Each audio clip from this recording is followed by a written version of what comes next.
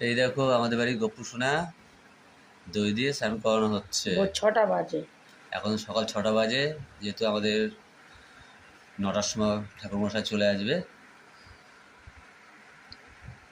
এই দিকে দেখো একজন আছে, অপেক্ষায় হচ্ছে আছে। গিয়ে ওয়েটিং লিস্ট। ওয়েটিং লিস্টে রয়েছে আমার শ্বশুরবাড়ির। হ্যাঁ, শীত করে শীত করে। ঠান্ডার মধ্যে সকালবেলা আবার সেন্ট চলে যাও। টুম্পা, এটা সেন্ট নাকি? এটা স্নান করার জন্য, তাই তো? এই দেখো আমাদের আরেকটা ছোট্ট গপু ঘুরতে এসছে আমাদের বাড়িতে। এটা হচ্ছে আমার শ্বশুর বাড়ির। অ্যাকচুয়ালি আমি আমি এদিকে যেহেতু বুঝতে পারছি লুচিটা মাখছিলাম, এই দেখো এই যে আমি যেহেতু লুচি করবো বলে মজাটা মাখছি, সেই কারণে